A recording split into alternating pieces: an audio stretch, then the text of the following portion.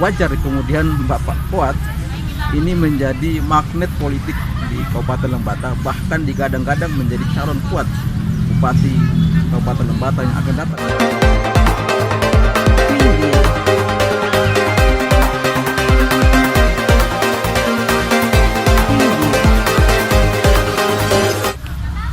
Assalamualaikum warahmatullahi wabarakatuh. Kembali lagi bersama saya Hasbullah di channel politik lain, channel yang kemudian mencoba mengangkat isu-isu yang ada di tengah-tengah masyarakat, isu-isu yang menjadi konsumsi publik. Nah, pada kesempatan ini saya ingin memberikan tanggapan, memberikan argumentasi, atau bahkan sedikit gagasan atau pemikiran berkenaan dengan isu-isu yang ada di tanah Lembata. Jika sebelumnya saya bicara dalam konteks politik nasional, maka hari ini saya coba pulang kampung, tetapi bukan dalam pengertian fisik ya, tetapi melalui video ini saya ingin menanggapi isu yang ada di masyarakat Lembata berkenaan dengan Pilkada Lembata yang akan datang, entah tahun 2022 atau 2024, tetapi mesin-mesin politik mulai dipanaskan, suhunya mulai sedikit dinaikkan di permukaan, khususnya di media sosial. Nah, pada kesempatan ini saya ingin mencoba untuk menjawab isu yang kemudian terjadi di masyarakat Lembata hari ini ada di media sosial berkenaan dengan terminologi atau narasi ABC. Yang dimaksud ABC adalah asal bukan China. Isu ini kemudian muncul akibat daripada beberapa foto Bapak Yohanes de Rosari yang muncul di media sosial, yang kemudian dijagokan oleh sebagian masyarakat sebagai kandidat kuat calon Bupati Lembata yang akan datang.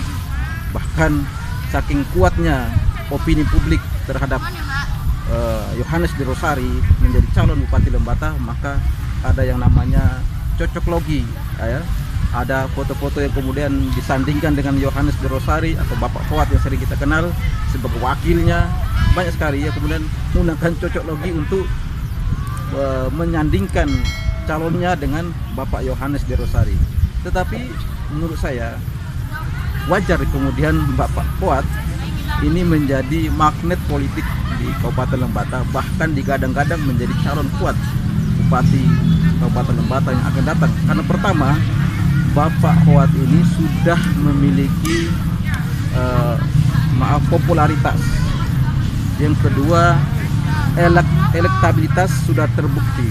Dan yang ketiga, mungkin ada terminologi lain yang menurut saya dalam dunia politik demokrasi sebenarnya tidak dipakai, tetapi realitasnya ini juga penting, yakni Yohanes de Rosari juga memiliki kapital atau isi tas. Jadi ada 3 modal pokok yang sudah dimiliki oleh Yohanes de Rosari. Yang pertama adalah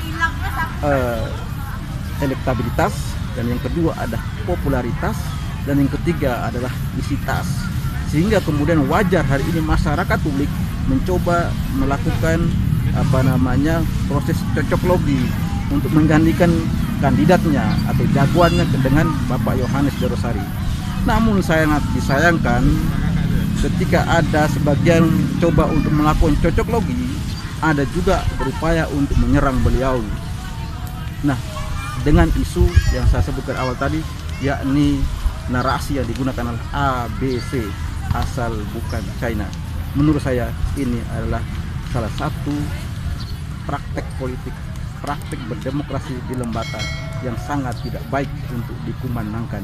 Ingat, walaupun secara keturunan Bapak Yohanes de Rosari adalah China, tetapi dia adalah warga negara Indonesia yang kemudian memiliki hak yang sama dengan warga negara Indonesia lainnya untuk dipilih dan memilih, untuk mencalonkan dan dicalonkan, sehingga all eligible citizen memiliki hak yang sama untuk dicalonkan, termasuk Bapak Yohanes de Rosari menjadi calon Bupati Kabupaten Lembata. Nah, mengapa isu ini muncul? Karena orang menganggap atau hanya berkenaan dengan mindset masyarakat kita yang masih kurang paham soal politik.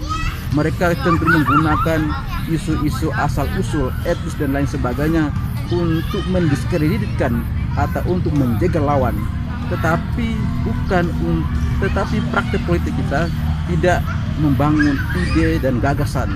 Oleh karena itu, menurut saya lebih baiknya bagi orang-orang yang menyerang berdasarkan suku, etnis dan lain sebagainya, lebih baik coba Anda tawarkan Anda menjadi penyambung lidah daripada kandidat Anda untuk disampaikan di publik berkenaan dengan ide-ide atau gagasan-gagasan apa tentang pembangunan Lembata yang akan datang yang dimiliki oleh kandidat Anda, kemudian coba ditawarkan di publik khususnya media sosial untuk didiskusikan, bukan menyerang pribadi orang. Ingat, dalam praktek politik atau praktek demokrasi atau politik pemilihan, isu-isu soal etnis, suku, asal-usul, budaya dan lain, agama bahkan dan lain sebagainya, itu bagian daripada isu politik. Tetapi isu yang dibangun semua itu adalah variabel untuk bagaimana mengukur kekuatan politik, untuk mengukur kekuatan politik, bukan untuk menyerang pribadi. Jadi mari kita gunakan kalkulasi kekuatan politik. Asal ini si A dari daerah A dari B, ini semua wajar-wajar saja dalam kalkulasi politik untuk membaca kekuatan contender kita atau calon lawan kita, bukan untuk menyerang pribadi. Oleh karena itu, sekali lagi, janganlah kemudian kita menyerang pribadi orang berdasarkan asal usul etnisnya.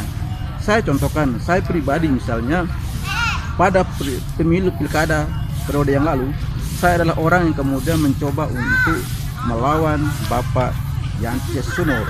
Tetapi ingat, tidak ada satu kata pun saya kampanyekan di tengah-tengah masyarakat bahwa Yance Sunur itu China. Tidak, saya melawan Yance Sunur berkenaan dengan kebijakan-kebijakan, berkenaan program-program pembangunan, berkenaan dengan opini yang ia bangun di tengah-tengah masyarakat. Itu yang saya lawan. Saya lawan pemikirannya, saya lawan ide gagasannya, saya lawan kebijakannya, bukan lawan pribadinya, lawan etnisnya, bukan. Itu tidak baik. Dalam praktek politik ini sangat tidak baik.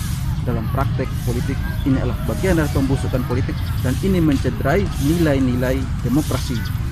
Oleh karena itu, mari khususnya anak-anak muda, mari kita bangun politik kita yang lebih elok, yang lebih etis, sesuai dengan nilai-nilai luhur yang hadir di tengah-tengah masyarakat yang selama ini telah menjadi bagian daripada jiwa kita, masyarakat bawah tanah Lembata.